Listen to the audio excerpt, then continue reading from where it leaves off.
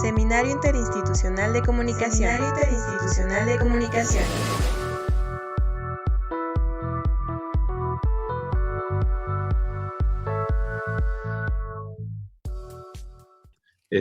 Bueno, pues buenos días a todos y todas que nos acompañan tanto en la sesión en Zoom como en redes sociales. Bienvenidos a la cuarta sesión del Seminario Interinstitucional de Comunicación en su quinto ciclo.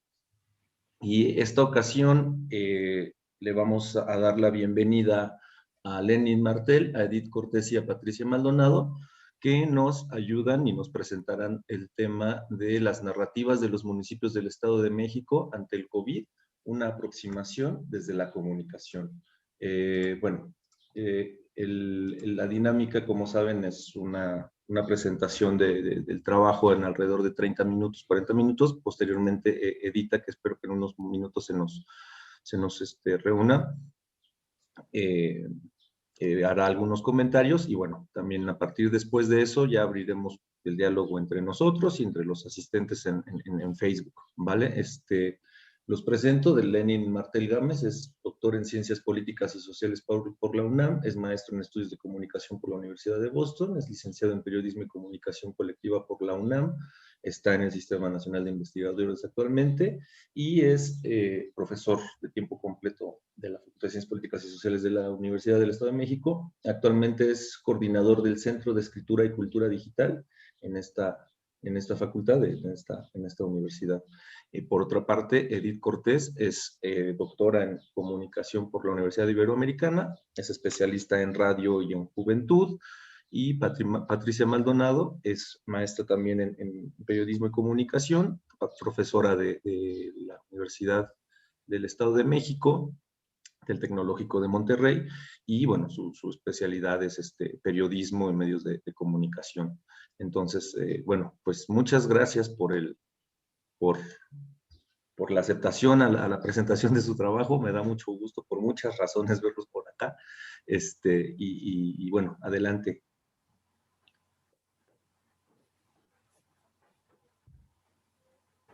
Hola, buenos días a todos. Muchísimas gracias por la invitación. Gracias, Belén. Gracias, Joel. Un gusto ver a Ismael, a Miriam, a Cristian, a grandes compañeros. Y felicidades por este seminario. Creo que tener un espacio para el diálogo siempre se agradece y es importante. Lenin, si nos ayudas a compartir la presentación para que podamos empezar. Ya, exacto. ¿Listo? Muchas gracias, Lenin. Perdón, nada más déjame ponerla así bonito. ¿Cómo se llama? Acá está. Listo, Edith. Muchas gracias.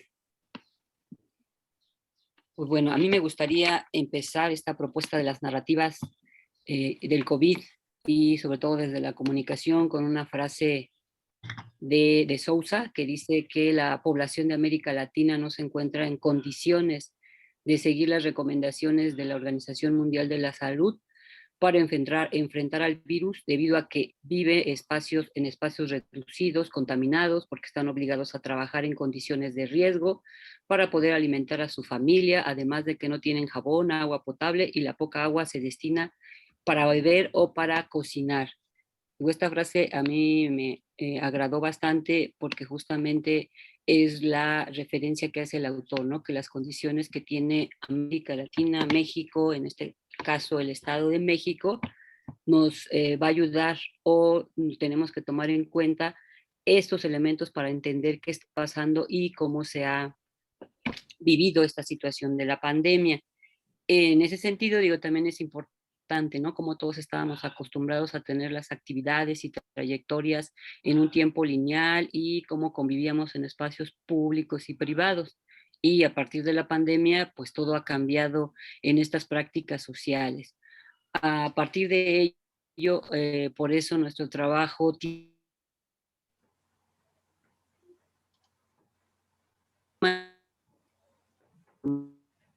por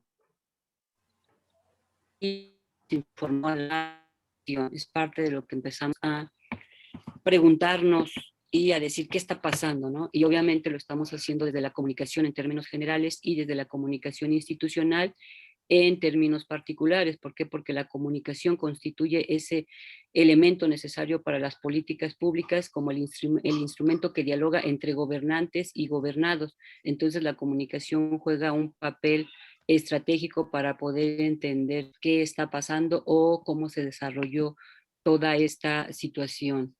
La siguiente, por favor, Lenny.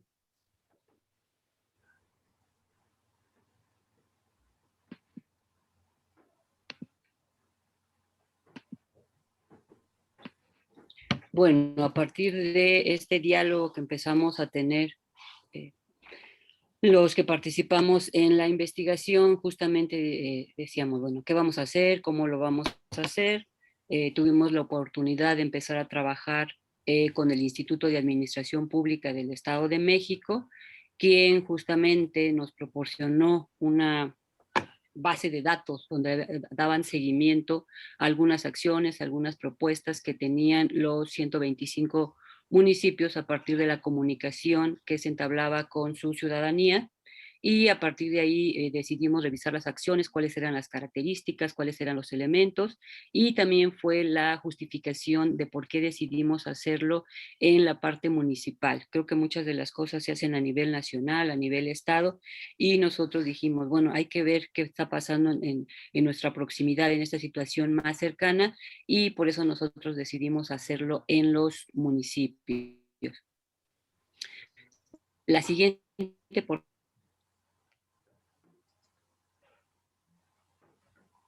Bueno, de ahí, a partir de revisar y de tener estas consideraciones, el objetivo que decidimos era evaluar la comunicación pública llevadas a cabo por los municipios del Estado de México a través de un análisis descriptivo analítico de los mensajes en los medios de comunicación institucionales. Pero fue este gran objetivo. A partir de ahí empezamos a decidir o ubicar cuáles eran las a partir de los objetivos particulares, que es realizar un balance sobre cómo se hizo la comunicación durante la pandemia, analizar los canales de comunicación utilizados, observar el contenido de los instrumentos de comunicación en grupos sociales específicos, elaborar instrumentos para evaluar los medios y acciones de comunicación de los municipios y construir indicadores que permitan evaluar los medios y las acciones de comunicación que realizan los municipios. La siguiente, por favor.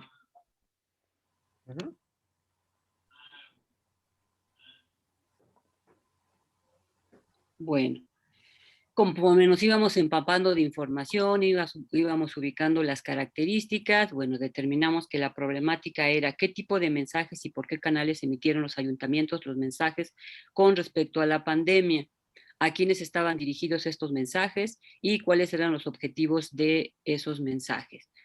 Las preguntas es cómo y dónde se informó la población de los municipios sobre el COVID-19, qué medios de comunicación les parece más confiable a la población, cuál es el uso social de los contenidos de los instrumentos de comunicación institucionales. Esta parte se volvía interesante y bueno, fue parte de lo que empezamos a reflexionar, de lo que empezamos a ubicar, y conforme hemos ido desarrollando la investigación hemos encontrado cosas interesantes y cosas incluso qué tan importante es la comunicación o qué a veces qué problemas causa la comunicación que se desarrolla en los municipios. La siguiente, por favor, Lenny. A partir de ahí, la ruta metodológica que decidimos seguir, pues bueno, fue a partir de la recopilación de base de datos que nos proporcionó el Instituto de Administración Pública del Estado antes, y a partir de ahí partíamos, ¿no? ¿Cuáles eran esas características? Y nos dimos a la tarea de conocer cuáles eran los canales de comunicación que utilizaban los municipios. Y al 17 de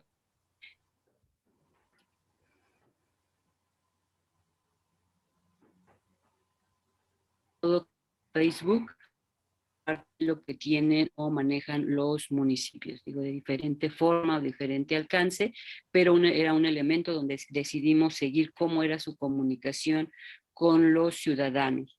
Los temas que se estuvieron trabajando fue el asunto de la educación, de la salud, la seguridad, la higiene, el apoyo social, la economía, las fake news, el transporte, la cultura, el entretenimiento, las lenguas originarias, el turismo. De estos elementos que era parte de lo que buscábamos o le dimos seguimiento a la frecuencia, la información propia o reposteada, entender la efectividad, las estrategias empleadas, el presente, el futuro, cuáles eran las propuestas o las características.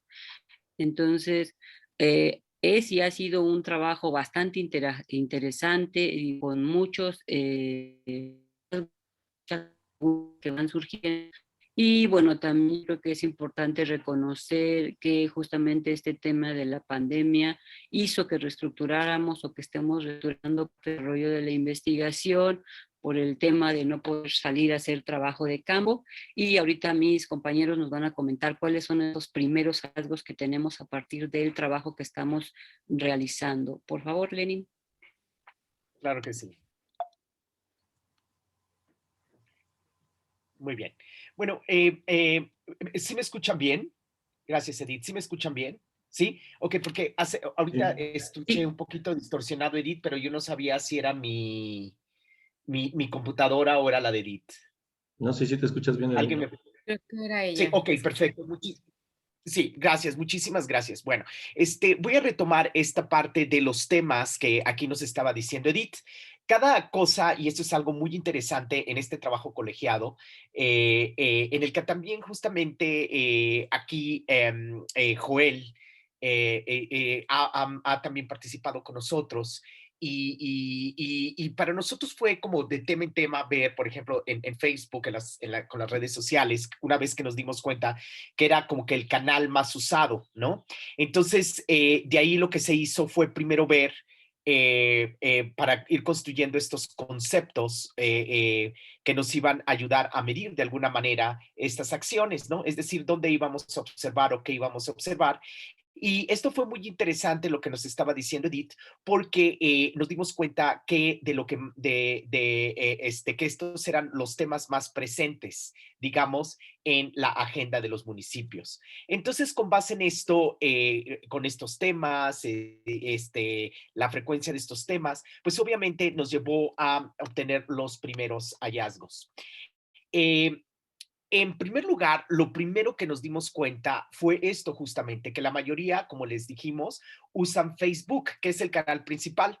Hay algunos, algunos algunas excepciones, como nos dimos cuenta que entre más los municipios sean urbanos, en el caso de, por ejemplo, Toluca y Metepec, ahí sí se tiende a utilizar un poco más el Twitter, pero no en los lugares que son pues más semiurbanos o más rurales.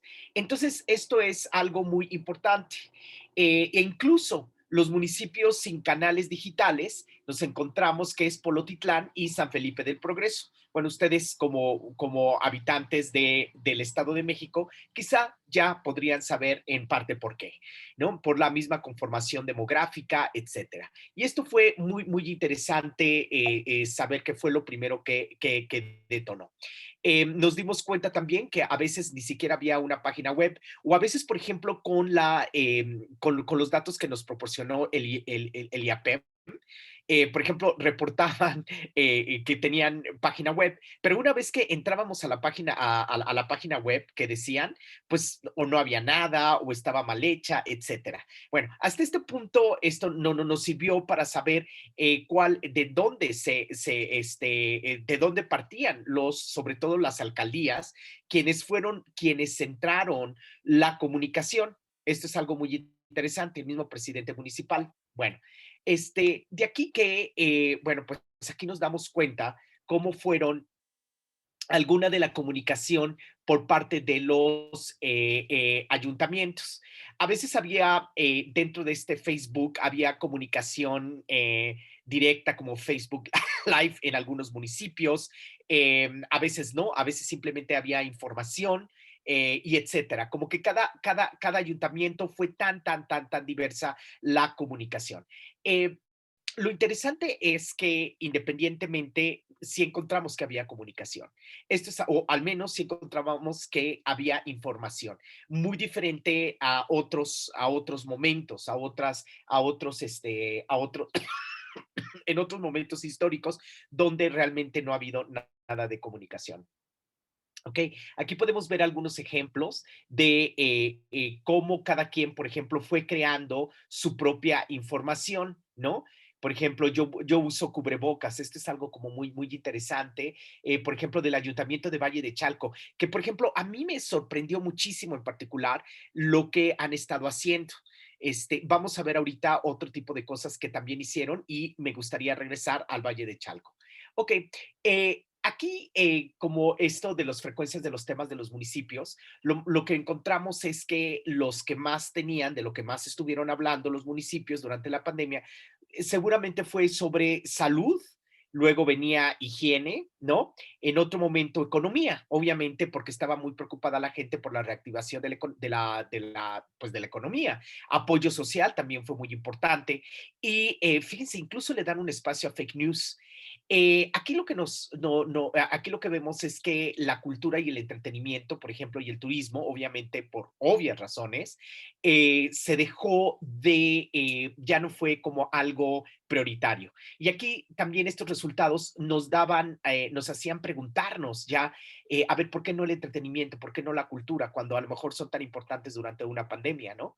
La gente está encerrada en su casa, no puede ir a los teatros, no puede ir al cine, no puede salir a los parques, no puede ir a los museos. Bueno, entonces, ¿cómo se le va a hacer llegar este entretenimiento y esta cultura? Pues obviamente también para evitar muchísimas tensiones dentro del hogar, como incluso la violencia doméstica.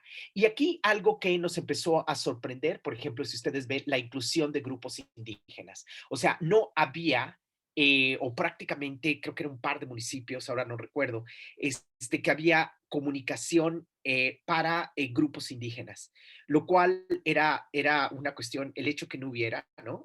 Incluso en lenguas locales, fue lo que, como si todo fuera español, ¿no? En este país. Entonces, esto fue algo que nos empezó a resultar inquietante en esta frecuencia de temas. Muy bien, aquí está, por ejemplo, los municipios de Acambay, Axapuzco y Jiquipilco fueron los únicos que sus páginas de Facebook tenían carteles e infografías en lenguas originarias. Esto es interesante. Jiquipilco subió contenidos con contenido generado por el mismo municipio, mientras que Acambay y Axapuzco utilizaron carteles e infografías que produjo el gobierno federal y estatal, no fueron productos creados por los municipios. Esto es algo muy interesante. Como vamos a ver un poquito más adelante, algunos ayuntamientos decidieron tomar información producida por ellos mismos y otra se retomó del nivel estatal y nivel federal. Ok, por ejemplo, aquí podemos ver algunos de las infografías que iban haciendo. Ok, bueno, otra de las cosas que también hicimos que nos ayudó esta cuestión de temas, y como dice Dit, esto es algo bien interesante. Creo que a mí me ayudó, como dice Dit, ¿no? Con todos mis prejuicios chilangos, a entender de alguna manera en esta investigación la importancia de los municipios totalmente. Esto es cuántas cosas pasan en los municipios, lo vimos también ahora en las elecciones, cómo se mueven tantas cosas a nivel municipal y muchas veces podría decir casi intrascendente lo que podría o el discurso a nivel federal. Este desempeño de los municipios fue muy interesante porque dependiendo del nivel de frecuencia, fíjense, hasta aquí ahorita nada más nos hemos metido a nivel de frecuencia, digamos un aspecto un poco más cuantitativo si ustedes lo quieren ver. Decidimos ver a partir de la frecuencia que la calidad, digamos, o el desempeño, no calidad, pero el desempeño de los municipios en cuanto a su comunicación. El 62% encontramos que es el regular, que es la mayor. O sea, algo que sí me reitero es que sí hubo una preocupación de los municipios por querer informar. El 21% fue verdaderamente malo y 17% bueno. Me llama la atención algunos municipios como el Valle de Chalco y otros más, por ejemplo, Naucalpan, y así sucesivamente, que están dentro del 17%, que fue dentro de las limitaciones que encontramos, hicieron un esfuerzo por comunicar o por usar canales de comunicación. Ok. em, y esto es lo que les decía anteriormente, que de información local, fíjense, fue lo que más fue lo que más se produjo. Información estatal, 85 de los municipios, y la que menos se utilizó es información federal. De aquí era justamente lo que les decía, la importancia de la información que sucede o que se genera a partir de los municipios. Bueno, pues más o menos a grandes rasgos, estos fueron los primeros hallazgos, como dijo Edith, digamos, de este primer corte exploratorio, ¿no?, que hicimos, y que, bueno, nos lleva a nuevas preguntas, a realizar nuevas preguntas, pero bueno, eso lo comentará em, Patricia Maldonado. Gracias. Ah, Muchas gracias, Lenin. ¿Qué tal? Buenos días a todos los que nos están viendo a través de Facebook. Y efectivamente hemos estado haciendo un trabajo intenso, pero también pues muy apasionante relacionado con la comunicación y nos ha permitido estar viendo diferentes conclusiones y acciones que se pueden implementar a corto plazo, ¿no? Que tienen pues ese vínculo con la comunicación y con las tareas que puede desarrollar sobre todo los municipios en un futuro inmediato. Ya se nos ha dicho en repetidas ocasiones que esta no va a ser la última pandemia a la que estemos enfrentándonos como humanidad y por lo tanto nosotros como cuerpo académico consideramos indispensable eso, ¿no? Que se tomen en cuenta las experiencias que se obtuvieron durante este último año en relación con la comunicación y bueno, pues nos vamos a abocar en parte a eso, a saber qué se puede emprender, cómo se puede visualizar una mejor comunicación para próximas situaciones no emergentes o inéditas como la que enfrentamos con la pandemia del COVID-19. Y justamente es eso, que al estar haciendo la revisión de cómo comunicaban a través de las redes sociales y qué tipo de contenidos estaban manejando, nos decía el doctor Lenin que era una réplica en muchos casos de información proveniente del gobierno federal o del gobierno estatal. Y esto nos permitió observar que como tal, pues no existe una estrategia de comunicación, sino que lo único que se viene haciendo es una labor operativa dentro de los municipios en materia de comunicación. Y claro que también esto nos hace cuestionarnos el rol que tiene el comunicador dentro de los municipios, ¿no? ¿Cuál es el nuevo escenario al que se enfrenta en redes sociales? Y también, ¿cuáles son las carencias que se tienen dentro de las áreas de comunicación a nivel de municipios? Ahora que hemos estado haciendo la investigación, les comento que estamos por terminar la parte cualitativa y resulta sorprendente que todavía hay oficinas de comunicación social donde no puedes establecer una comunicación directa porque no tienen un espacio físico para trabajar, porque no tienen un teléfono al que te puedas comunicar, sino que sigue siendo una labor secundaria la que desempeñan los voceros o en este caso los comunicadores de gobierno. Y bueno, consideramos nosotros que no hubo una labor estratégica, sino operativa, como les decía, y obviamente pues lo sorprendió, ¿no? A todos los ayuntamientos, a todos los encargados de las áreas de comunicación, la pandemia, porque no estaban preparados, porque pensaron en un inicio que la pandemia pues se iba a quedar en Asia, que no iba a trascender de manera directa a México, a los estados y a los municipios. Y algo muy interesante que nos ha permitido también ver todo este trabajo es que justamente los municipios son los que tienen mayor cercanía con la gente y se conocen, ¿no? municipios del Estado de México, cuando hemos entrevistado y de lo que hemos estado observando en los reportes de redes sociales, es que pues los ayuntamientos o los gobernantes conocen a las familias y las conocen por apellidos. Hay una relación directa y eso creo que es un área de oportunidad, ¿no? Para mejorar también la comunicación y las estrategias. Bien, decirles igualmente que pues en ese sentido hay muchas acciones, muchas vertientes que se pueden tomar como referente para mejorar la comunicación en los municipios y en eso estamos trabajando, viendo qué se puede hacer, cuáles son más efectivas y una de las preguntas que les hemos lanzado a los funcionarios, a las personas que trabajan en los ayuntamientos es en el sentido de cómo podrían mejorar para una situación emergente futura y a la conclusión a la que llegan es a mejorar la comunicación. Y bueno, también uno se pregunta si hay suficientes competencias por parte de los comunicadores o de las áreas de comunicación como para poder desempeñar un mejor rol o si es también pues un desempeño que tiene que ver desde su cargo, desde las posibilidades que tiene de maniobrar en los municipios.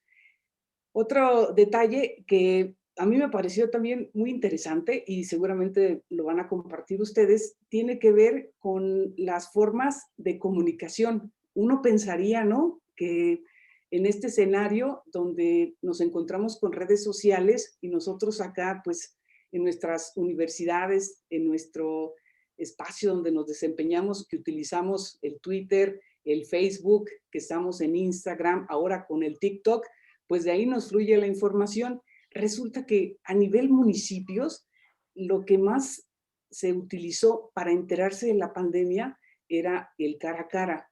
Es decir, la gente se transmitía la información en base de lo que le comentaba otro. Y todavía un detalle más llamativo es que se enteraban muchas veces en la calle, o sea, en la vida cotidiana, en el tianguis, en los mercados, en lo que salían a la calle, pues a platicar o se encontraban con alguna persona. Y obviamente este tipo de situaciones pues nos da cabida para ser más profusos y en la investigación. Ver, por ejemplo, el movimiento que llegó a gestar las fake news. Hay municipios interesantísimos y de eso va a ir también nuestra investigación a profundidad, donde fue necesario, el caso de Atlacomulco, hacer un sobrevuelo en helicóptero para que la gente tomara en serio la pandemia, ¿sí? Y les adelanto también como parte de la investigación que uno diría, no, pues sí son las redes sociales donde se informa a la gente. No, lo que les funcionó mucho a los ayuntamientos es el perifoneo. Ir, por ejemplo, en las calles voceando acciones que se estaban emprendiendo y cómo te deberías de cuidar. En fin, les estoy comentando algunas de las conclusiones preliminares, pero la verdad que nos dejan muchas enseñanzas para nosotros que estamos en el campo académico y que podemos implementar, ¿no?, para una situación futura.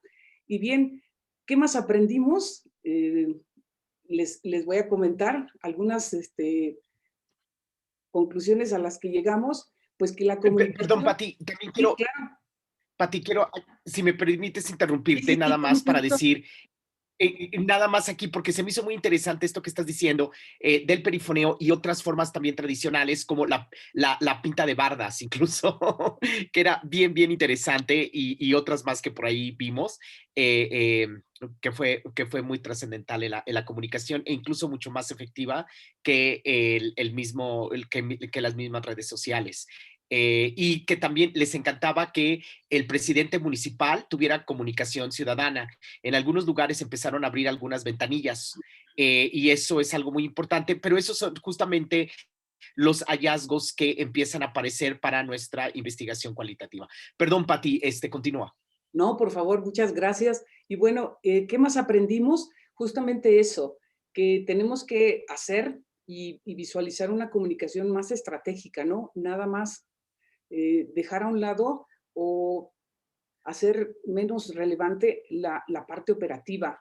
aquí hay cuestionamientos que van a trascender en términos de el desempeño del comunicador, ¿no? En este tipo de situaciones y también en un rol general, hacia dónde se está dirigiendo, qué es lo que necesita saber y lo que necesita hacer para poder continuar con una de las funciones que a mí me parece primigenia, la de Jesús Martín Barbero, en el sentido de que sea mucho más un rol mediador, ¿sí? Que sea el mediador social, toda esa envergadura que puede tener el comunicador y que en esta ocasión pues la vimos mucho más operativa a una función más trascendente que puede desempeñar.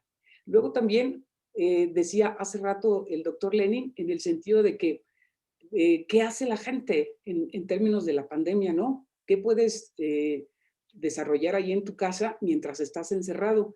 Y decirles que un dato interesante es, por ejemplo, de España, que aumentó hasta 30% el índice de lectura. La gente se puso a leer, aprovechó la pandemia para eso. Y acá en el escenario mexicano, ¿qué hicimos? Si revisamos las estadísticas, vamos a encontrar que se la pasó la población viendo las redes sociales en escenarios hasta de 7 horas al día. Por lo tanto, nosotros estamos previendo que se pueden implementar algunas políticas públicas que ayuden a eso, a mejorar la utilización del tiempo en los hogares en casos emergentes como el que nos enfrentamos. Y otro detalle también muy interesante tiene que ver con los indígenas. Constantemente se habla de la población en general, de lo que deberían hacer, cómo estar mejor, pero se nos olvidan grupos que necesariamente requieren otro tipo de tratamiento. Y estamos hablando desde situaciones tan básicas como el hecho de poder comunicarse y ellos lo hacen preferentemente en su lengua indígena. Por lo tanto, de parte de los ayuntamientos no hubo una distinción para que los indígenas pudieran enterarse de la pandemia. Y en este sentido, pues también lo podemos visualizar, ¿no? En el caso de la vacunación, se ha hablado igual mucho de cómo se va a aplicar la vacuna para las edades y sin reparar en la parte de que son indígenas, de que están en una situación pues más vulnerable y que también se encuentran más lejos, ¿no? En ubicación que el resto de la población. Nosotros vamos a continuar con el estudio haciendo pues énfasis en la importancia que tiene la comunicación como tal y cómo puede ser mejorada. Yo creo que aquí una de las enseñanzas que tenemos es en el sentido de que si hubiese habido una estrategia comunicativa de parte de los ayuntamientos, una mayor visualización de cómo comunicar adecuadamente, pues nos hubiera permitido tener menos contagios. En fin, estas son algunas, les comento, de las conclusiones de las cosas que hemos estado viendo y que nos permiten ir pues avanzando en la investigación y también en la aportación que puede tener nuestro trabajo en el ámbito social. Aquí me gustaría nada más añadir que este tipo de correlaciones que nos estamos haciendo, ¿no?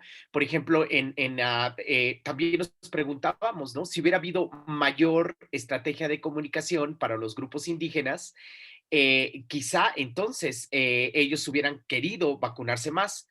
No lo sabemos, ¿no? Pero este tipo de preguntas son las que nos estamos haciendo y que esperamos que nos lleve a nuevas preguntas. Si quieres continuar, Pati, ahí. Sí, claro, con mucho gusto. Y bueno, aquí les enumeramos algunas de las preguntas que, pues, que son de las que nos seguimos haciendo, ¿no? Como pasa en toda investigación, ¿no? Generalmente te vienen a la mente varias cosas que quieres pues encontrar respuesta y justamente es esto, cómo las municipalidades fueron evolucionando en sus acciones de comunicación, porque algo también interesante, ¿no? Que hay que destacar de todo este trabajo que estamos desarrollando y de el trabajo que a su vez desempeñaron los ayuntamientos, es que al principio de la pandemia, efectivamente, hubo un elemento de sorpresa, de decir, a ver, ¿y esto qué es? ¿Cómo actuamos? Pero en la medida en la que iba evolucionando la pandemia, también los municipios empezaron a adoptar otras medidas. Claro, sin dejar de lado las redes sociales porque pues ellos veían que en cierta manera les funcionaba. Otra de las preguntas es, ¿cuáles son las consistencias e inconsistencias en las narrativas de los funcionarios públicos y las acciones de comunicación realizadas para enfrentar la pandemia? Porque en muchas ocasiones, como suele ocurrir, a veces se difunde información y no se analiza, no se reflexiona lo suficiente y esto puede incurrir en algunas contradicciones, ¿no? O en falta de información que sea proclive a la desinformación. Una de las preguntas es, ¿cómo los ciudadanos han internalizado la información comunicada por los ayuntamientos? De esta manera, pues habría que hacer una tipo cuestionamiento a la gente, a ver qué tan útil le fue la información que le proveyó el ayuntamiento o los ayuntamientos, en este caso para los que están operando, ¿no?, en el nivel del Estado de México. Yo creo que aquí sería también interesante conocer, ¿no?, hasta qué punto de vista realmente los ayuntamientos están trascendiendo en la información que difunden a los medios de comunicación y que difunden a la gente, porque se estudia poco. Y justamente decía al principio del trabajo la doctora Edith Cortés que una de las cosas que suelen ocurrir es que se hace poca investigación alrededor de los ayuntamientos. Y yo sí quisiera enfatizar esa parte. Los gobiernos municipales están directamente involucrados con la gente. Son los que llevan este tipo de tareas porque tienen mucha cercanía con los municipios. Y por lo tanto, aquí cabe ver las dos partes. De qué manera está haciendo su trabajo el ayuntamiento y de qué manera impacta en la ciudadanía. Estas son algunas de las planteamientos que nos hemos estado haciendo. Obviamente son más, van a surgir más, pero son parte de los que les queremos compartir.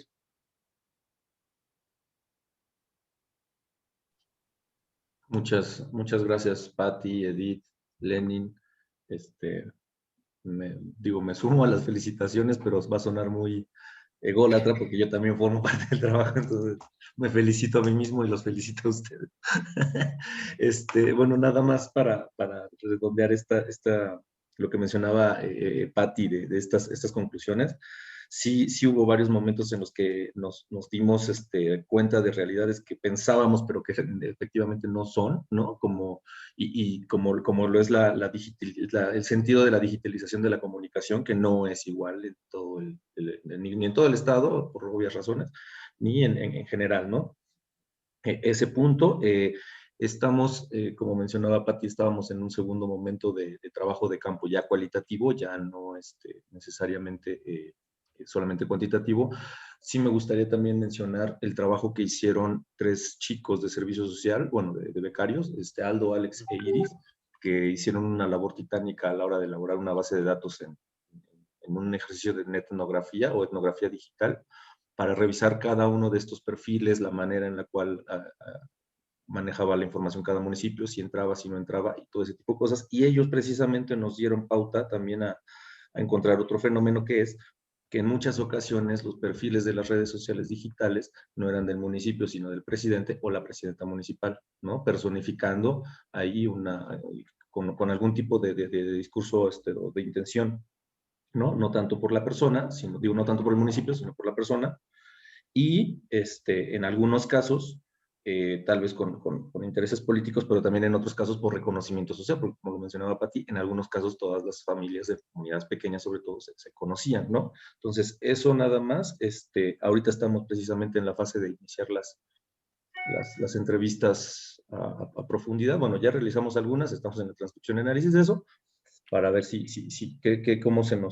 cómo nos truena otra vez la cabeza con ese tipo de información tan rica y tan interesante. Entonces, ahora tocaría el paso a Edita con los comentarios del trabajo. No sé, Edita, ¿dónde andas? Estoy. Hola, hola. Aquí estoy. Bien, ¿Me bien. ven? Te escuchamos, pero ya te vemos. Ya. Es que mi computadora le pasó algo y está muy lenta. Lo importante es que me escuchen, aunque no me vean. No, sí te vemos bien. Ok, muy bien. Bueno, pues yo estoy gratamente sorprendida con la presentación, porque sí, la presentación y lo que les he escuchado es distinto a lo que leí. Distinto en algunos aspectos. La presentación que ahorita han hecho es mucho más clara que el texto que tuve en mis manos. Entonces, lo que yo hago es un conjunto de reflexiones que, bueno, pues ustedes lo tomarán a su propia consideración. Mi primera reflexión va en torno al título. Como que siempre pongo atención en el título porque me indica a mí como lectora, me orienta lo que yo puedo esperar de lo que sigue a ese título.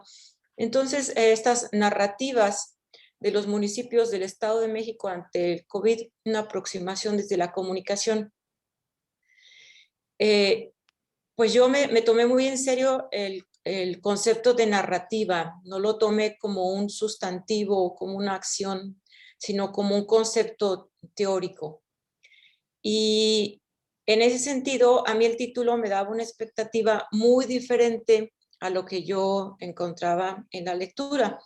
De tal manera que al final de la lectura yo preguntaba, ¿y dónde están las narrativas? Entendiendo que la narrativa es otro campo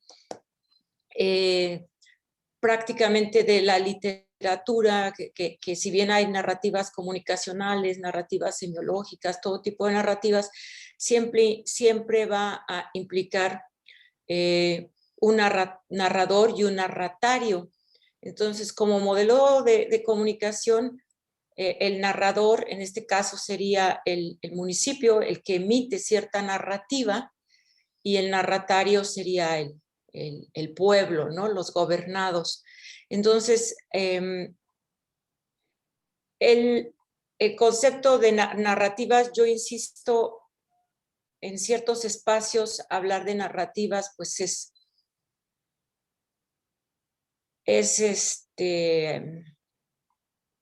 hablar de teoría, ¿no? De una teoría que es muy distinta a la del discurso, en el sentido de Foucault, sino una forma de trabajar con lo que se dice, con cierta sucesión de hechos narrados por un narratario, ¿no? Cuando yo seguí, eso me dijo el título. Después me pareció muy interesante la primera parte como inician, porque me gustó que, a diferencia de muchos otros textos sobre el COVID, aquí pusieran el dedo en algo que trabaja mucho de Sousa, con esto de las epistemologías del sur, siempre pensando en cómo las cosas se ven desde América Latina, a diferencia de verlos desde una manera eurocentrista, de hablar de este mismo fenómeno del COVID tan llevado y traído, hablar de este fenómeno del COVID con distintos contextos, distintas recepciones frente al fenómeno y frente a las narrativas digamos, discursivas, y las condiciones de asumir los comunicados de la OMS, es decir, los comunicados institucionales, fundantes o controladores. Y esto agregado a las condiciones de confusión que ustedes mismos señalan con que cierta población recibe la información. Y yo decía, sí, condiciones de confusión, porque efectivamente las condiciones de confusión respecto a la información tienen que ver con las características y con la composición estructural, cognitiva, cultural de las mismas comunidades. Es como en un salón de clases. Se da una lectura y los procesos receptivos de la lectura son distintos. Hay quien dice, a mí me pareció muy confusa la lectura, y el profesor le puede decir, pues no entiendo por qué te pareció confusa, si es muy clara, tiene una estructura, tiene unos argumentos. Entonces me refiero a que estos puntos que ustedes señalaban a mí me parecieron novedosos y rescatables, que efectivamente hay muchas condiciones de confusión que generaron miedo, que generaron distintas expectativas, la mayoría de ellas erróneas, mucha gente se encerró, mucha gente no se encerró, es decir, hubo de todo. Pero eso nos deja de trasfondo el análisis de la composición estructural, cognitiva, cultural de las comunidades. A partir de las recomendaciones generales que ustedes mencionaron, que se estuvieron emitiendo y que de alguna manera todos estamos familiarizados con ellas, con estos discursos que nos daban de la sana distancia, no tocarnos la cara, lavarnos las manos a menudo, pues plantearon al inicio del texto un conjunto de preguntas que venían así como por combos, ¿no? Por párrafos. Y estas preguntas pues aterrizaban empíricamente en el trabajo que ustedes hacen sobre los poquitos municipios del Estado de México. Yo decía, hombre, yo en Querétaro, pues qué padre que nada más tuve que memorizar 18 municipios en la primaria. Y así a mí me costó muchísimo trabajo memorizar 18 municipios. Qué bueno que no nací en el Estado de México, porque no sé, memorizar 125, o en Oaxaca, que tienen más de 500, por Dios, o sea, estamos hablando de mundos, de galaxias dentro de nuestra propia nación, ¿no? Galaxias dentro de un estado.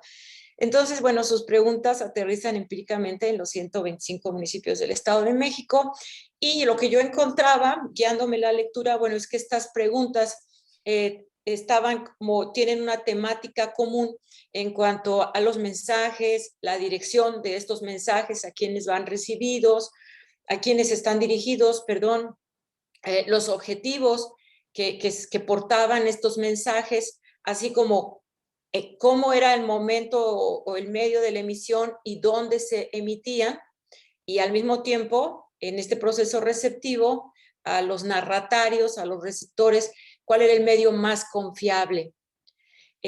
No todas las preguntas se lograron responder, pero sí son preguntas que generaron la investigación, ¿no? Y además también, bien interesante, porque de ahí puede venir también el tema de las narrativas, el uso social de los contenidos. O sea, el uso social ya no del emisor o no del narrador, sino de los narratarios. El narratario, qué uso social le da a este contenido. También es bien recibido el supuesto del que ustedes parten, básico, ese supuesto de que estábamos viviendo una linealidad vital exterior que de repente nos manda a todos a un confinamiento por la pandemia. O sea, es un cambio drástico, un cambio brusco.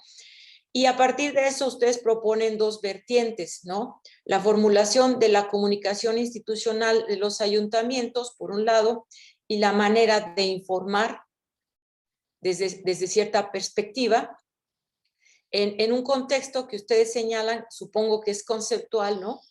De la teoría, yo supongo, ustedes también pueden decir, no, lo que pasa es que tú y tus expectativas son otras. Yo dije, bueno, de la comunicación general, yo pensaría de la teoría de la comunicación, porque no se especifica si es como de la comunicación en general en términos teóricos o en términos retóricos, por ejemplo, y ya después dicen específicamente de la comunicación institucional. A mí me toca jugar como de abogado del diablo, porque de otra manera pues, tendría que estarlos felicitando, ¿no? Y si no, no habría mucho interés en este espacio. Entonces, como abogado del diablo, pues yo me pongo puntillosa con las palabras, ¿no?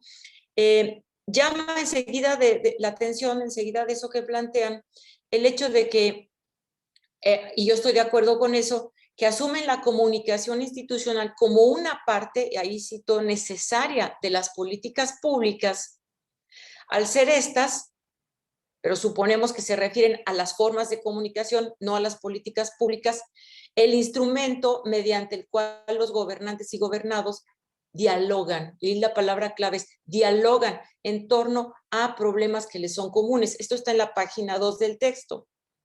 Y lo voy a señalar de una vez, esto de dialogan es porque lo que menos percibí yo en la lectura es que efectivamente haya diálogo. En realidad lo que yo percibo es que como comunicación institucional hay una emisión, hay comunicados, pero no hay propiamente comunicación, porque yo creo que el trabajo aún no les ha dado para poder ver en qué momento se consagra el acto comunicativo cuando se recoge el diálogo con el otro, ¿no? Quizá haya medios, pero creo que ahí a mí me interesaría mucho ver este diálogo. Dice luego en su siguiente párrafo, sí, ahí sí son bien optimistas porque dicen, afirman que México es una sociedad democrática que hace, y cito, necesaria la capacidad para comunicar. Yo de entrada dije, no, qué optimistas. A mí me dicen que México es democrático y yo me boto de la risa, pero supongo que es políticamente correcta lo que están diciendo, ¿no? Pero dicen, hace necesaria la capacidad de comunicar su proyecto de gobierno, así como las políticas públicas que diseña y opera, también en la página 2. Y yo creo que es al revés. Hace necesaria la capacidad. Yo diría que es al revés, porque si el gobierno, si las instancias, si las instituciones y si las personas somos capaces de comunicar, es porque somos capaces de comunicar que la democracia se conquista. Pero no podemos conquistar la democracia si no hay capacidades de comunicación, ¿no? Entonces, ahí yo encuentro un problema. Bueno, no problema, sino es más bien un comentario.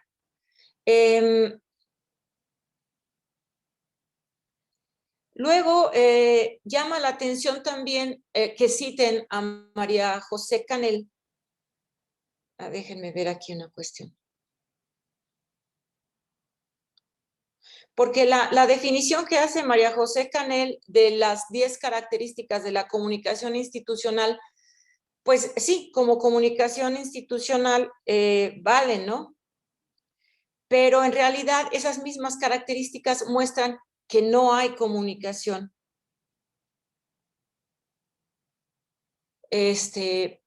Dice, citan 10 razones. Los 10 puntos señalados no aluden, ahí yo decía, al conocido y tradicional esquema del norteamericano de Carl Buller, cuando dice que la comunicación incluye estos aspectos de emisor, mensaje, receptor, referente, código y contacto. Si esto es la comunicación tradicional, los elementos de la comunicación tradicional, entonces lo que ellos llaman comunicación institucional es una variante de la comunicación, pero es una variante más bien del comunicar de las instituciones, pero no de la comunicación, porque esos 10 puntos que señala la parte activa, la parte emisora está presente, pero no la parte receptora, ¿no? Las acciones concretas en el tema de la comunicación institucional tienen como base los datos del Instituto de Administración Pública del Estado de México, es decir, es de ahí de donde ustedes parten, y la ruta metodológica que plantean me parece muy práctica, muy clara, y los hallazgos, bueno, eso queda claro que aún están todavía recogiéndolos y haciendo todo el tratamiento de los hallazgos. Ahí era a lo que me refería, que yo en la lectura encuentro los hallazgos menos sistematizados que como estuvieron ahorita en la exposición, ya hubo más preparación. Lo que sí encuentro también que el tema central de las narrativas, y así lo señalan en el texto, se derivan principalmente del uso del Twitter. Cuando ustedes dicen que el uso del Twitter en los 40 y tantos municipios que lo tienen, eso sí produce nuevas narrativas por los nuevos códigos, por las nuevas formas de comunicación, ¿no? Aunque no está presente en qué consiste esa narrativa diferente a las otras. En el texto que yo recibí, algunos párrafos se repetían, no sé, en la página 7 se repetía con la página 9. Las conclusiones son aún parciales, se puede decir más en efecto, ustedes dicen, la comunicación no es ni central ni estratégica en estos municipios ni en otros. O sea, de acuerdo, pero no es ni central ni estratégica en los municipios del Estado de México, ni en otros de la República y ni en otros probablemente de América Latina y quién sabe cuántas partes, ¿no? En ese sentido, yo creo que ya se puede generalizar. Los indígenas tampoco son objeto de las narrativas ni de los intereses ni en México, ni en Perú, ni en Bolivia, ni donde todavía existen. Y el mundo que se encuentra en las mismas condiciones materiales, intelectuales y cognitivas. Los municipios no están preparados, en efecto. Otra de sus conclusiones, que los municipios y el gobierno federal, estatal, no estaban preparados para la pandemia. Y también esto se puede generalizar. Ningún lugar en el mundo estaba preparado para la pandemia. O sea, ningún país, ningún sistema de salud, nadie estaba preparado para la pandemia. Hubo pandemias económicas, hubo pandemias médicas, todo fue pandemia, ¿no? A partir de esta cuestión del contagio por el COVID. Entonces, mientras las condiciones materiales, intelectuales y cognitivas específicas se mantengan, en el caso de México, dentro del analfabetismo, sobre todo analfabetismo real y analfabetismo funcional, esto hace difícil una cultura donde las cosas puedan funcionar mejor, ¿no? Tanto en los gobernantes como de los gobernados. Ustedes conocen, y nosotros también acá en Querétaro pues tenemos gobernantes que no pueden escribir una oración inteligente. Entonces, imagínense cómo vamos a estar. Y algo que yo encuentro, pero eso ya es mi propia imaginación, me hizo pensar todo lo que ustedes reportan, es que lo que en realidad yo veo es la maquinaria de la construcción del consenso, lo que ya llama Noam Chomsky el consenso manufacturado, ¿no? A mí eso me queda muy claro cómo se manufactura el consenso a partir de lo que ustedes señalan, porque efectivamente existe distracción en los contenidos, en muchos de los contenidos mediáticos, porque se estuvo difiriendo mucho la información, porque se dirigen al público como si fueran criaturas de párvulos, es decir, con monitos, con caricaturas, porque también se utiliza el aspecto emocional más que el reflexivo. O sea, ya el reflexivo a la gente le causa confusión, estamos de acuerdo, ¿no? Por lo tanto, se tiene que construir el consenso. El público es ignorante en términos lógicos, en términos de conocimiento, así que no podemos entender las características de los contagios, la diferencia de una vacuna con otra vacuna. Entonces, hay un público, hay un pueblo ignorante y muy acostumbrado a procesos, a situaciones de mediocridad, como dice Noam Chomsky, y estas situaciones de mediocridad, tanto en los espacios, tanto en las estructuras, en las situaciones, pues vuelve un público, un pueblo, unos narratarios complacientes a la propia mediocridad. Entonces, al público se le estimula a seguir siendo complaciente con la enfermedad. La comunicación refuerza mucho. Acá en Querétaro era terrible cuando hablaba el portavoz del gobierno, se refuerza la autoculpabilidad, ¿no? El individuo es culpable de su propia desgracia, del propio contagio.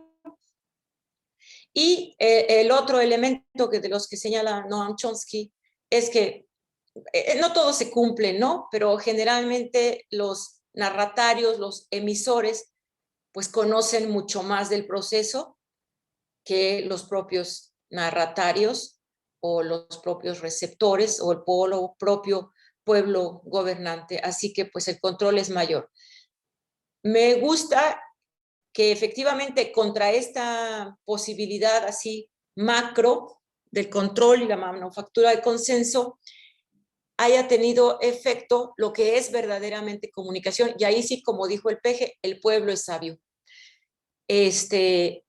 La gente se comunica más por las formas tradicionales, porque eso es lo que es comunicación. Ahí es donde pueden oír, interpelar, participar. nos lleva a cuestionar mucho de lo otro que creíamos que es comunicación. Y bueno, por mi parte serían mis comentarios a su trabajo y bueno, pues esperemos seguir viendo en qué termina, ¿no? Hasta llegar al final. Gracias. Muchas gracias, Edita. Muchas gracias por tanto comentario tan acertado y tan fino como mencionas tú. Muchas gracias. Entonces, pasaríamos ahora un poco a ver si quisieran responder a algunos de los ponentes los comentarios de Edita, ¿no?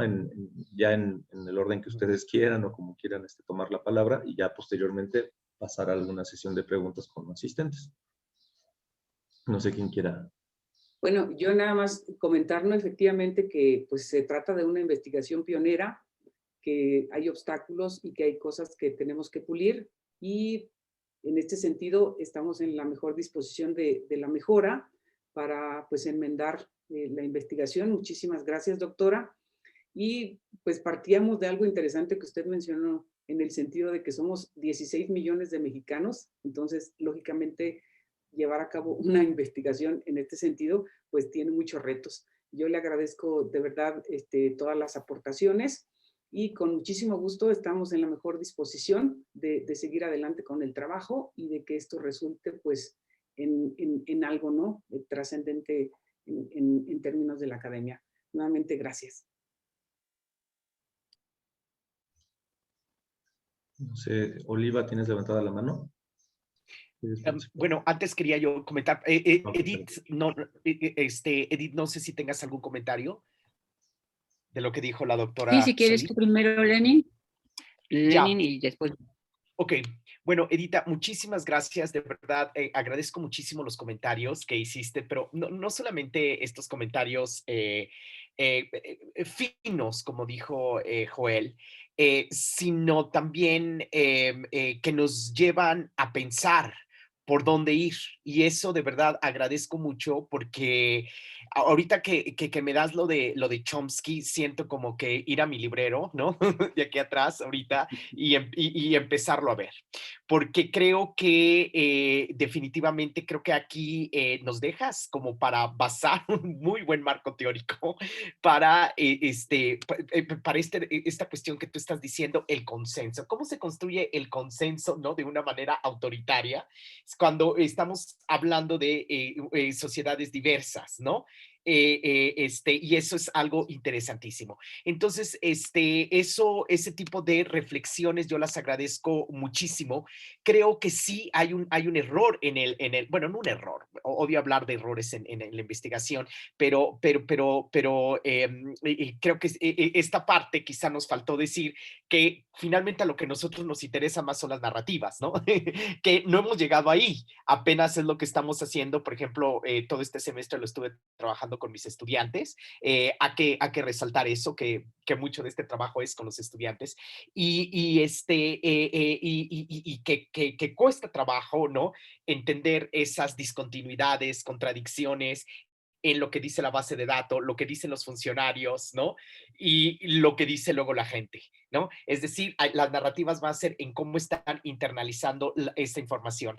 En decir, no nos hemos preguntado, Joel, Patricia, Edith, ¿no? Cómo le pueden decir, bueno, hay que lavarse las manos. ¿Y por qué la gente no se lava las manos? O sea, a veces sí está la información, ¿no? ¿Por qué la gente no lo internaliza? ¿O cómo lo internaliza? Entonces, esto al final, eso sí nos faltó decir, y gracias por esta precisión, porque no hemos llegado aquí, allá. Lo que estamos presentando es apenas un trabajo exploratorio que sí necesitábamos. Y muchas de estas cosas que a lo mejor ustedes vieron, dijeron, pues esto ya lo sabía, ¿no? Pero creo que sí son hallazgos bien interesantes, porque cuando yo me doy cuenta, yo no sé si ustedes leyeron reporte de la ONU que hizo de que si México hubiera hecho lo que hubiera tenido que hacer, ¿no? Hubiera bajado el número de muertos. Y yo cuando lo veo, digo, Dios mío, pero ¿cómo fue hecho este reporte? No me importa si fue hecho por la ONU o por quien sea o por cualquier especialista, hasta ese mismo reporte tiene contradicciones entre su misma narrativa. Y creo que aquí estos hallazgos empíricos, aunque parezcan muy pues a veces hasta obvios, ¿no? No quiero decir obvios, pero predictivos, ¿no? Sí nos dan pauta para seguir pensando. Otra de las cosas que me llaman muchísimo la atención y que tenemos que tomar en cuenta estos conceptos de cómo los vamos a integrar los de la comunicación institucional. Y me encanta eso que dices, en qué momento, ¿no? Se da esta comunicación, ¿no? Yo usé el término información, había información, ¿no? ¿En qué momento se da este diálogo? Me encanta, porque lo que vemos y lo que empezamos a ver, no lo metimos, pero como hallazgo es que no vemos que se maneje un mismo código. Y como dice Gilberto Jiménez, si no, no, Fiske también lo dice y lo retoma Gilberto Jiménez, si no hay código, no hay comunicación. Si no hay un mismo código, no hay comunicación. Y este tipo de cosas que tú nos llamas a ver, se podrían hacer, es como otros cauces. En fin, está... y otro autor que tú retomas muy bien y muchas gracias es de Sousa, que si bien Edith ahí nos había puesto, ¿no?, el dedo en la llaga con de Sousa y nos había invitado, yo creo que nos das también, nos invitas, ¿no?, a seguir reflexionando, ¿no? Porque podríamos llegar al análisis de las narrativas, pero lo que tú nos estás, digamos que el primer paso fue construir algo empírico, clasificar esta información. En el segundo paso estamos ahorita en las narrativas, y bien, nos podríamos quedar en las narrativas, en el análisis de las narrativas, interpretación, ¿y qué? ¿No? Ese es un segundo paso, pero tú nos estás invitando ya a un tercer paso incluso, con de Sousa, con Chomsky, y de verdad eso yo lo agradezco mucho. Muchas gracias, es lo que yo quería decir. Sí, la verdad es que muchísimas gracias, Edita. Siempre uno busca un interlocutor justamente para saber, para reflexionar, para decir vamos bien, vamos mal. Digo, e incluso, ¿no?, lo del nombre. Digo, las narrativas, como lo dice Lenin, lo teníamos como muy claro, pero en realidad en el documento que tenemos, como tú dices, el título ni siquiera es el correcto, ¿no? Entonces, ¿cómo hasta a veces uno lo hace consciente hasta que tiene este diálogo, ¿no? Decir, pues a lo mejor ese es cuando ya tengamos el último documento, lo podemos retomar, pero ahorita como estamos como empezando y estamos viendo muchas cosas, ni siquiera era adecuado. Entonces yo creo que es parte de lo que a veces uno olvida, ¿no? Ese es el tema, entonces hay que meterle. Digo, yo creo que también tenemos ya pues comentarios de las mismas, de los mismos ciudadanos de diferentes municipios súper ricas, ¿no? Pero como vamos así como paso a paso, pues también es el asunto de todo lo que nos dijiste ahorita, ¿no? Cómo lo tenemos que retomar, cómo lo tenemos que ubicar, y situaciones donde la comunicación se vuelve básica, pero donde sí tenemos que reflexionar y decir, a ver, ¿desde dónde estamos? ¿Cómo lo están trabajando? ¿Cómo lo está viviendo un municipio del norte del estado, del sur? O sea, cambian, son unas dinámicas bien interesantes. Entonces, con todos estos comentarios que tú nos haces, incluso nos surgen más preguntas, más situaciones, decir, ¿qué estamos haciendo? ¿Cómo lo estamos haciendo? Y tampoco para estar repitiendo parte de lo que nos ya dijeron Patti y Lenin. Yo te agradezco mucho, yo siempre estoy con mi libreta, entonces tomé muchas notas.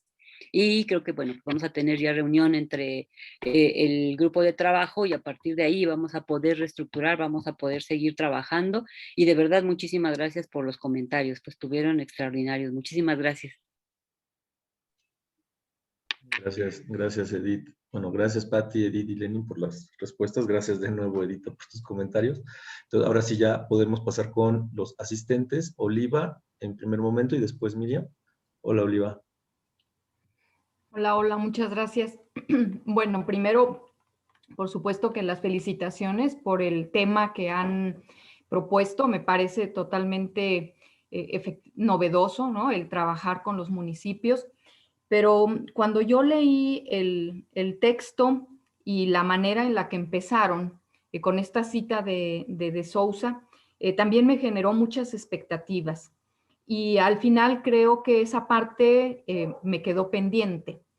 En ese sentido, yo el comentario que quiero hacer tiene que ver con la caracterización, la descripción, la problematización del espacio que ustedes están analizando.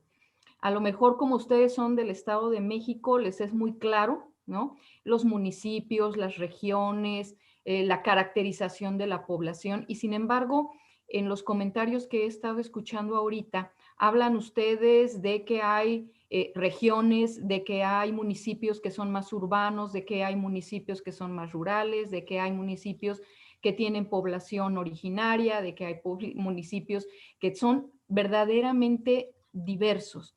Y a mí esa parte en el trabajo, pues no la vi, ¿no?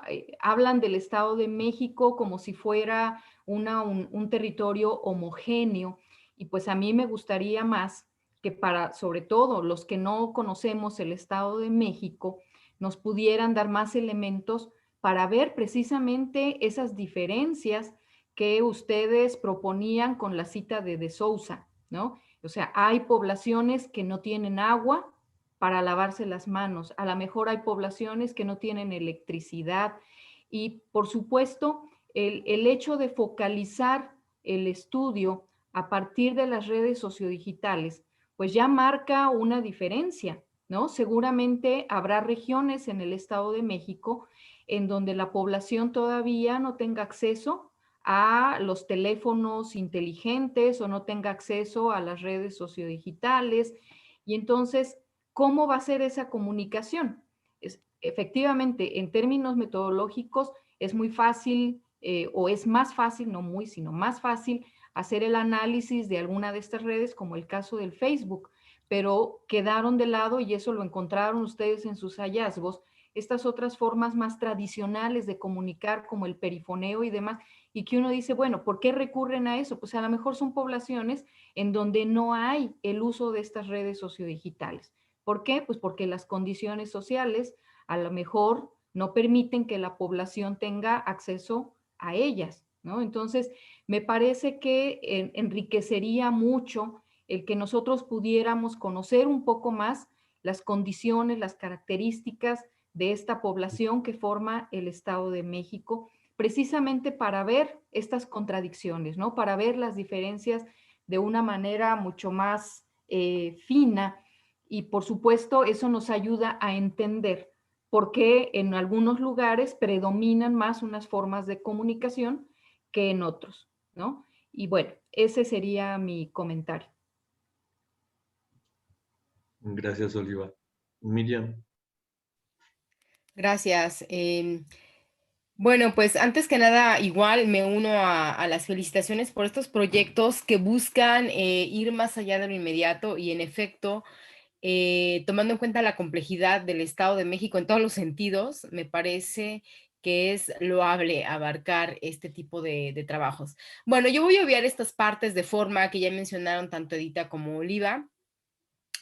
Y me gustaría reflexionar mucho con esta entrada precisamente del texto y que retomó Edith para la exposición, que es precisamente pensar en todas estas condiciones estructurales que llevan precisamente a no poder responder a las medidas de mínimas para evitar el contagio y para seguir propagándolo. Entonces, a mí me parece que eso es muy importante porque se obvian, ¿no? Y me parece que desde las administraciones, desde federal hasta gubernamentales y evidentemente municipales, a veces no se toman en cuenta. Me parece que su estudio deja ver cómo, por ejemplo, este gobierno a nivel más local, más inmediato, deja ver que hay una perspectiva diferente, ¿no? Es decir, cuando ustedes dicen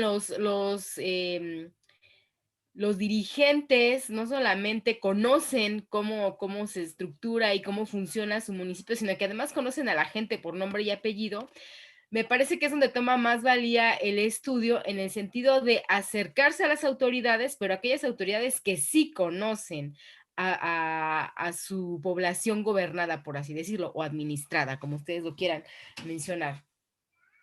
Esto por un lado, pero por otro lado también me parece importante ver el fenómeno desde su complejidad, ¿no?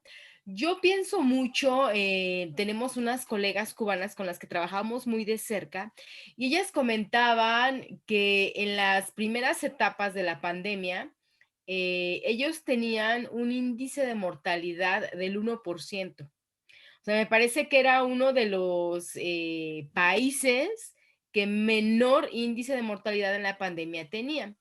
Y bueno, finalmente, como en todas partes, la crisis económica, etcétera, ha llevado a abrir fronteras, sobre todo en los momentos de vacaciones, porque sabemos que que estas son actividades económicas importantes, ¿no? Y eso le pasa a Cuba. Entonces, abre fronteras y empiezan a tener un problema mucho más acentuado de contagios. ¿Por qué retomo este caso? Porque me parece importante en el sentido de cuando yo platicaba con estas colegas sobre cómo estaban llevando la cuestión tanto de las... Estamos hablando de un país con una infraestructura que podría compararse con ciertos municipios pobres de nuestro país. Sabemos que a pesar de toda esta cuestión del sistema, hay ciertas poblaciones que están como más... que tienen más privilegios, por así decirlo, que otras. Pero bueno, de manera general estamos hablando de un país con poca infraestructura, con ciertas problemáticas económicas, con un nivel de conectividad bajo frente a otros niveles de conectividad que se manejan en los países, con un sistema de medios, voy a tener que decirlo, pues más controlado que en nuestros países, ¿no? Entonces, así es esto. Entonces, sin embargo, la manera en que la población se comportó frente a la pandemia, a pesar de la escasez de recursos y de la escasez o de las particularidades mediáticas con las que funciona, pues la población estaba en gran parte respetando las medidas con clara conciencia de lo que estaba haciendo. Y eso tiene que ver precisamente ya con el nivel de educación que tienen en el sentido amplio del término. Esa es mi perspectiva, ¿no? Quizá esté sesgada, pero esa es mi perspectiva, ¿no? O sea, ¿qué lleva a un país como Cuba, con todas las deficiencias que se tienen a nivel de infraestructura, económicamente, etcétera, y comunicacional, por ejemplo, en el sentido de los medios de cómo ellos se acercan a los medios de comunicación, a tener la posibilidad de controlar la pandemia, por lo menos en un primer momento, mejor que otros países que contamos con determinada infraestructura, sin que esto sea generalizable, como ya lo hemos visto en esta sesión, con cierta infraestructura, con más posibilidades de comunicación, y bueno, esta es la gran pregunta. A lo que yo quiero llegar es que también hay que tomar en cuenta estos elementos ya más de formación que permiten a las poblaciones llevar tanto las recomendaciones como la cotidianidad misma frente a situaciones de pandemia de una o de otra manera, ¿no? Entonces, bueno, me parece que el trabajo promete muchísimo, me parece que hay una gran valía en este nivel de administración que ustedes han tomado en cuenta, porque hay mucho mayor acercamiento con la población, pero que también tendríamos que pensar, además de esas condiciones que ustedes ponen sobre la mesa desde un principio, de esas condiciones infraestructurales que impiden llevar las recomendaciones al pie de la letra, pues que también hay otras que tienen que ver con nuestra educación, ¿no? En el sentido amplio del término. Muchísimas gracias. Gracias, Miriam. Ismael, creo que quería hablar. Ismael. Sí, acá andamos. Muchas gracias. Gracias y felicidades, Lenin, Edith, Patti. Veo el trabajo con abundante información y a eso, digamos, es una ventaja que siempre uno requiere para poder fundamentar su trabajo. Quiero hacer algunos comentarios que pueden igual coincidir algunos con los de Edita. Lo primero que me parece, importante decirles es que justamente este espacio, el seminario, Patti, Edith y Lenny, se ha convertido en un espacio en donde se plantean las rutas de los ponentes y siempre hay una riqueza en los comentarios y termina siendo, digamos, un espacio importante para orientar, reorientar y fundamentar más los trabajos. Y a mí me parece que este trabajo de ustedes necesita también una réplica. Entonces, a mí me gustaría que al término de su investigación estuvieran comprometidos a compartirnos en un espacio también acá, pues, con una temática quizá un poco cercana, porque cada año cambiamos la temática, pero siempre tiene que ver con la comunicación, para que busquemos el enfoque y puedan compartirnos los resultados finales de este trabajo, que me parece interesante. Uno de mis primeros comentarios tiene que ver con una reflexión, digamos, de carácter teórico. Cuando uno plantea el concepto de narrativas, se convierte en categoría porque es subjetivante. Entonces, cuando yo intento entender que los municipios tienen narrativas, de pronto hay un desencuentro epistémico, porque los municipios son figuras administrativas, no representan justamente los sujetos. Y en ese mismo sentido, a mí me parece que una sugerencia es que habría que abordar y subjetivar el tratamiento que ustedes le están dando. A mí me parece que desde las experiencias de la comunicación, en los espacios que se encargan de la difusión, a partir de ahí ustedes podrían encontrar esas narrativas. Regreso. Las narrativas es una categoría subjetivante que solamente le pertenece al sujeto, estrictamente le pertenece al sujeto, es el único que ejerce ese poder de opinión. Los municipios no tienen una representación cognitiva ni cognoscitiva, entonces me parece interesante ahí. Y justo en este mismo sentido, el segundo elemento es que, por lo que quiero entender, ustedes tratan de reconocer qué tanta legitimidad hay como parte de esa relación entre la población y los gobiernos, lo que Edita le llama consenso. Es decir, en todo caso, esta categoría de legitimidad llamada consenso, eso podría arrojarles una cierta característica de subjetividad. A mí me parece que por eso subjetivar el trabajo es la parte más importante. A mí de pronto se me ocurre, y lo digo, de pronto se me ocurre pensar que las experiencias de la comunicación frente a la difusión de la información en cualquier escenario, sea inclusive en adultos, en jóvenes, esto podría ser muy interesante porque cada uno interpreta, digamos, la información de manera diferente. Y por otro lado, algo que me parece fundamental y que ustedes tocan ahí es la construcción de la ciudadanía. Eso todavía es más interesante. ¿Por qué? Porque si ustedes están tratando de ver cómo se construye ciudadanía a partir de la relación de la información que se tiene, que se ha generado, entonces esto justamente es lo que le da la condición subjetivante. O sea, a mí me parece que la categoría que ustedes estaban buscando para encontrar las narrativas es la ciudadanía. A mí, desde mi punto de vista, creo que desde ahí podrían encontrar una ruta. Sin embargo, puede que encuentren otra, pero la ciudadanía es muy interesante porque la ciudadanía detenta los derechos de los sujetos y esta relación implica entonces que ellos usan cubreboca, se lavan las manos, es decir, siguen una serie de reglas que en todo caso a un mayor grado de atención de estas medidas es directamente proporcional a un mayor grado de ciudadanía. Eso puede ser una buena conjetura,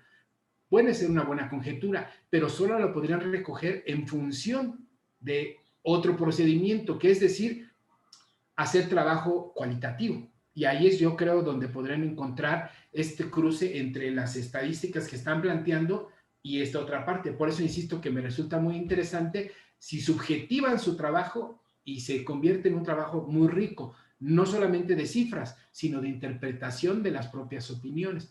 Y bueno, en ese mismo sentido, mi pregunta sería, ¿hasta dónde en todo esto contribuye la comunicación institucional con la generación de ciudadanía? O sea, esto que ustedes están planteando, ¿hasta dónde contribuye con la generación de ciudadanía? Si la ciudadanía es entonces esta correspondencia de la información, es lo que yo llamaría, hay ciudadanía en función de que hay feedback, no lo sé, hay retroalimentación, no lo sé, pero eso quizá podría ser una arista interesante. Y nuevamente muchas gracias y felicidades, colegas. Si alguien quiere agregar y comentar con respecto a la pregunta, adelante, estamos Gracias, Ismael. Poblete, está Cristian también. Bueno, Miriam, ¿quieres tomar la palabra de nuevo? ¿O dejaste la mano arriba? Rápidamente, no sé si Cristian levantó la mano primero que yo. A mí, sí, yo me parece que esto que acaba de anotar Ismael es muy, muy valioso y es una pista interesante. Yo simplemente quería agregar, lo iba a escribir, pero bueno, ya que me dieron la palabra lo voy a decir. Yo quería agregar que a mí me parece que algo de lo que ya muestra el estudio de manera muy interesante, desde la perspectiva comunicacional también, es mostrar la cuestión de la famosa brecha digital, ¿no? O de manera general, las brechas digitales. Cuando se describe la manera en cómo se lleva a cabo la comunicación con las diferentes poblaciones, precisamente con base en los alcances que tiene o no la población de cada uno de los municipios, a mí me parece altamente revelador, porque, o sea, continúa rompiendo con estos mitos de la conectividad y de la digitalización, etcétera, que están descuidando altamente estos elementos infraestructurales y de desigualdades en todos los niveles, ¿no? Internacional, luego nacional, y como lo podemos ver, me parece que el Estado de México es un gran ejemplo porque hablamos de población altamente heterogénea del norte a sur, es un estado grande geográficamente hablando, grande poblacionalmente hablando, y desde mi perspectiva también grande a nivel de diferentes desigualdades, ¿no? No podemos, está por un lado la zona conurbada del Distrito Federal, después está Toluca y su valle, después los municipios del norte, no hablemos de los municipios del sur, por ejemplo, altamente desde mi perspectiva abandonados por las administraciones. Entonces, esta parte, por un lado, de desigualdad sociológica que también nos permite ver un alto grado de desigualdades en cuanto al acceso a los diferentes medios de comunicación, tanto tradicionales como digitales, pues me parece que es altamente valioso. Muchísimas gracias. Gracias, Miriam. Cristian. ¿Sí me pueden escuchar? Sí. Ok. Bueno, muchas felicidades por el trabajo. La verdad, a mí me gusta mucho cuando hay estos estudios muy, muy atrevidos, y es atrevido en el sentido de la pretensión del estudio, ¿no? Es amplio a nivel municipal, con toda la diversidad que ya han comentado, ¿no? En otros, las colegas. Pero tengo ahí algunos comentarios, pero nada más me voy a enfocar más en lo que presentaron hoy, en lo de las diapositivas, más que en lo de las narrativas. Todo eso creo que ya otros lo han tocado hoy mejor que yo. Son preguntas, pero a la vez tal vez puedan servir como pistas, ¿no? Del trabajo. A lo mejor sí lo han hecho y ya solo no lo presentaron por cuestiones de tiempo. Bien, por ejemplo, yo cuando veía su presentación me llamaba mucho la atención si en estas formas de comunicación, en estas estrategias sin estrategias de comunicación, si de los municipios, de los ayuntamientos, si hicieron algunos cortes temporales.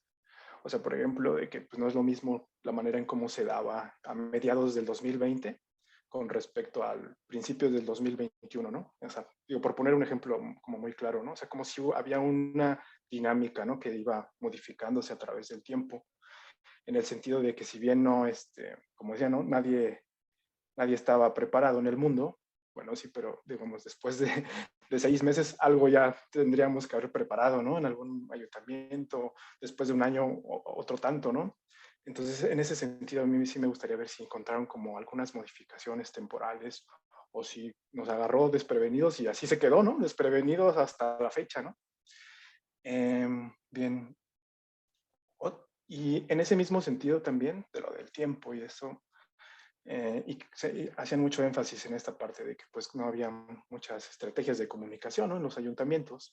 Entonces, algo que igual pensaba era hasta qué punto esta ausencia de estrategias es una réplica que también se dio durante la pandemia. Es decir, desde antes ya estaba, ¿no? Hay una ausencia de estrategia de comunicación desde antes de la pandemia, Y entonces, ¿cómo eso igual otra vez, ¿no? Sigue siendo una continuidad. O en esta frase, ¿no? Que constantemente se dice y se dice muy bien. O sea, como si la pandemia vino a agudizar, ¿no? Muchas desigualdades. O sea, en ese sentido de lo que ustedes investigan, y si no había estrategias de comunicación, entonces se agudizaron esta ausencia de estrategias. ¿O qué se agudizó, no? ¿Qué de esos procesos de lo que ustedes están investigando se ha agudizado? Otra pregunta tenía que ver con que además de que se nos vino la pandemia, pues también se nos vinieron los procesos electorales, ¿no? A nivel municipal. Entonces, si de pronto de alguna manera esa variable como que también, ¿no? Empieza a jugar en términos, pues incluso de antagonizar, ¿no? Esas estrategias de comunicación o, bueno, ya incluso al nivel de las narrativas, pero que decía que yo no me iba a meter en esto. Si también de pronto eso vino a pesar, ¿no? O sea, en estas formas de comunicación, en las plataformas digitales, en donde sea. Sí, entonces antagonizaban, ¿no? O sea, ayuntamientos a lo mejor opositores al gobierno federal lo manejaban distinto, ¿no? O los que son igual, ¿no? Del mismo partido político, ¿cómo lo manejaban? ¿No? O sea, en ese sentido, ya como, si además también los procesos electorales, sobre todo en estos últimos meses del 2021, sí influyó en algo. Y ya un último comentario tendría que ser con respecto a, en esta diversidad de la que comentaban, ya ustedes lo comentaban en la exposición y creo que lo puso en claro Oliva, de lo que hay en estos 125 municipios, ¿no? Del Estado de México. Si ustedes encontraron que en esas pautas, porque recuerdo que en su presentación hablaban como de las pautas, si encontraron unas pautas muy claras, pero ¿cuáles de ellas tienen más peso? O sea, ¿lo urbano-rural tiene más peso? O la fuerza política, por ejemplo, ¿no? Si, si es un ayuntamiento del gobierno o de oposición, las regiones, ¿no? Si Valle de México o Valle de Toluca, o sea, ¿cuál de esto tuvo más peso? Porque de pronto yo pensaba así, decía, a ver, bueno, Toluca y Metepec prácticamente podríamos hablar de lo mismo. Entonces, sí hay una réplica, o sea, por el hecho de que son urbanas, de la misma región, ¿sí? Entonces, sí hay como la misma homogeneidad por compartir estas características, o en qué sentido son distintos, ¿no? O sea, Jocotitlán, Jiquipilco, ¿no? De alguna manera, pues, son similares. Entonces, ahí cómo se da, ¿no? Esto. Entonces, ya para finalizar lo que yo pensaba con algunos de estos comentarios, igual, digo, solo es algo que a mí se me ocurrió, no tendrían por qué hacerlo, pero pienso que sería muy interesante como una tipología, ¿no? De las formas de comunicación, ¿no? A este nivel de lo que presentaron hoy, ¿no? A ver, hay una tipología, ¿no? De cuando es rural, pero cuando es un gobierno de oposición en el ayuntamiento, pero si es del Valle de Toluca, no sé, tal vez un par de criterios más ahí que ustedes que tienen los datos puedan considerar. No sé, incluso revisar estos datos del INEGI, ¿no? Y ver cómo están en cuanto al uso del internet y cosas así, ¿no? De redes sociales, y a lo mejor ahí, ¿no? Jugar con estos aspectos. Y a mí sí se me haría muy interesante. Para buenos días, porque tengo una obsesión, ¿no? Con las tipologías, pero igual son las cosas que a mí se me ocurrían, les digo, son como preguntas, y si sirven igual para enriquecer su trabajo, pues muy bien. Muchas gracias. Gracias, Cristian. No sé si alguno de ustedes quisiera comentar algo respecto a tantos comentarios que nos han hecho. Yo ya me acabé la tinta de la pluma, eso sí se los puedo decir.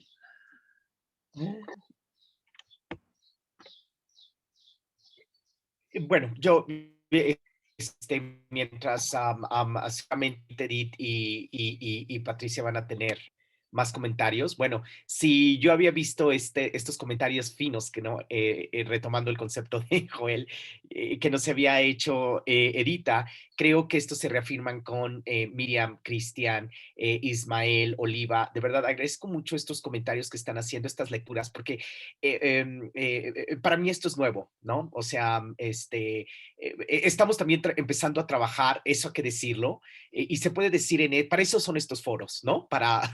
Porque estamos entre colegas, ¿no? Y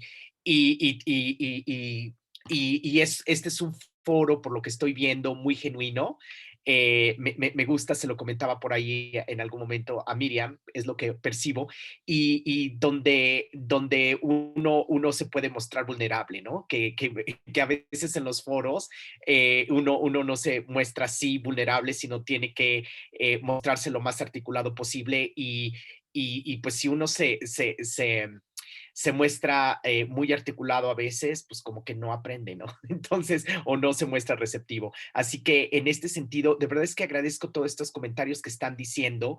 Por ejemplo, yo no había pensado, ¿no? Esta dimensión de lo ciudadano, ¿no? Por ejemplo, cómo esta provocación que hace Miriam, ¿no? Sobre también lo cotidiano, ¿no? Que definitivamente sí nos vamos a ir por la narrativa, pero todas estas cosas que ahorita estamos viendo, ¿no? Igual lo mismo Cristian, ¿no? Estas correlaciones, si así se le puede llamar, como por saber qué tiene más peso, ¿no? Este tipo de cosas son muy interesantes. Lo mismo lo que dice Miriam sobre la brecha digital. Lo que ahorita estoy elaborando es que son muchas rutas. O sea, este primer corte que hicimos nos lleva, y eso es algo que tenemos que resolver entre el cuerpo académico, es decidir qué ruta vamos a hacer, ¿no? O sea, si bien ahorita ya estamos en una segunda parte de las narrativas, esto nos puede llevar a una tercera, ¿no? Si así lo podemos hacer, para elaborar de una manera más teórica, más conceptual, más precisa incluso. No vamos a poder hacer todo, pero lo que me gusta, lo bueno es que si bien no vamos a poder hacer todo y vamos a tener que escoger 2, 3 rutas, quizá sí ustedes nos están ayudando muy bien a decir por dónde. Y eso creo que agradezco mucho de este seminario muy rico. Gracias. Gracias, Lenín. No sé, Patti o Edith, ¿quisieran agregar algo o dar alguna respuesta? Edita quiere comentar algo, parece. Sí, perdón. Sí, yo lo que quería comentar es que no se sintieran...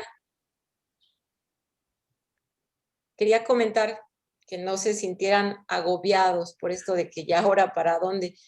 Creo que el trabajo, algo que yo reconocía como valioso en su trabajo es la ruta metodológica que ya tenían, dónde trabajar, con quién trabajar, el punto de partida que también señalé, desde esta percepción que se tiene de los discursos institucionales como el de la OMS y cómo se está viviendo en distintos contextos, dadas las características de los contextos sociales, capitales culturales, condiciones materiales. O sea, todo eso está ya en su trabajo. Yo creo que más bien tienen que pues, mantenerse, sí, ustedes discutirlo y volverlo y clarificarlo, pero tienen muchos elementos, tienen ya una gran base de datos y este punto de partida de Sousa, de cómo se percibe desde no solo América Latina, sino aplicado en América Latina, cómo lo percibe los habitantes de los distintos municipios del Estado de México, es más que suficiente con lo que tienen. Tienen bases de datos, tienen preguntas, tienen cosas avanzadas. Y quizás redondearlo, porque sí es necesario, pues con un marco conceptual que lo pueda explicar, ¿no? Que explique tanto la construcción del objeto de estudio como los resultados que son bastante ricos, ¿no? Entonces, no, yo creo que no tienen que meterse con más cosas, o sea, me espanta que se metan con más cosas porque claro. es entrar a terrenos que no estuvieron pensados en el inicio, ¿no? Bueno, no ahora, Edita. No ahora. ¿Ah? No ahora, pero el asunto es que el proyecto nunca termina. O sea, los proyectos nunca No. O sea, son aristas. O sea, y eso es lo interesante. Pueden terminar ¿Sí? y comenzar otro y subsecuentemente. Es decir, yo creo que eso exacto. Pero ahorita parchar no es el caso, ¿no? Ahorita es terminar con toda la riqueza que tiene ese tratamiento de datos merece mucha atención, mucho detalle. Esto que señalaba Oliva, pues efectivamente la contextualización para los que no somos del Estado de México, la contextualización, no sé, con mapas, con cuadros, qué sé yo. Y este otro aspecto que también se señaló, que casi no se trabaja con los municipios, eso es muy valioso. Yo creo que tienen cosas muy valiosas que valdría la pena, pues, seguirlo trabajando, por supuesto, es lo que van a hacer. Gracias, Edita. No, pues muchísimas gracias y efectivamente va por ahí, ¿no? Yo creo que todo lo que han dicho nos ayuda a clarificar todavía más lo que teníamos pensado hacer y el alcance de estas acciones, ¿no? Así que, pues, no me queda más que decirles gracias. Creo que también ya se lo han dicho mis compañeros. Y ya llevamos anotaciones, ¿no? Y más que sentirnos en una idea de confusión, yo creo que, pues, más entusiastas, ¿no? Para hacerlo todavía mejor. Gracias. Bien. No sé, Edith entró y salió, pero ya no supe bien si se pudo conectar. Ah, ya la vimos. Ah, ya, perdón, es que sí, falló mi conectividad y me sacó. Digo, en realidad, digo, por lo menos yo sí estoy contenta, emocionada con los comentarios que nos hicieron, porque eso nos va a permitir reflexionar y, digo, como lo dice bien Edita, ¿no? Nosotros vamos a decidir y retomar los comentarios que nos han dicho, se vuelve muy valioso. Y de hecho, bueno, con Lenis ya decíamos que mañana teníamos que tener una reunión justamente para seguir viendo qué vamos a hacer, cómo lo vamos a hacer, y yo creo que toda esta riqueza que tuvimos hoy pues nos va a servir. Entonces, en verdad que muchísimas gracias. Y como dice Ismael, ojalá que en otro momento tengamos oportunidad de volver a dialogar y decir, pues bueno, miren, esto es lo que encontramos, esto es lo que hicimos, esta es la ruta que decidimos trabajar. Y yo creo que, como ya lo han dicho, la parte importante es este asunto de los municipios, ¿no? Que es como que lo que nos movió, y creo que ustedes también coinciden con que es algo valioso. Entonces, de verdad, muchísimas gracias. Y pues bueno, ya les estaremos comentando cómo avanzamos y cómo se va desarrollando el trabajo. Muchísimas gracias. Muy bien. No sé, en Facebook no hay comentarios, me parece. Nada más un comentario. Solo un comentario de Andrea, ¿no? Lara, una exalumna, bueno, ella comenta que la cuestión justamente de movilidad por la pandemia y en Toluca y la Ciudad de México, nada más que no termina bien la idea, entonces... Sí, es como una mención de que en Toluca hicieron ciclovías, en la CDMX también, pero que en Toluca ya las quitaron, haciendo alusión a la movilidad dentro de contextos de pandemia. Pero bueno, es ese caso. Y bueno, de mi parte también me toca agradecer, como coordinador del seminario, me toca agradecer la asistencia, el compromiso y todo esto. Y como parte del trabajo, del grupo de trabajo, también me sumo a los agradecimientos y el tiempo que se tomaron en darnos tantos comentarios tan ricos.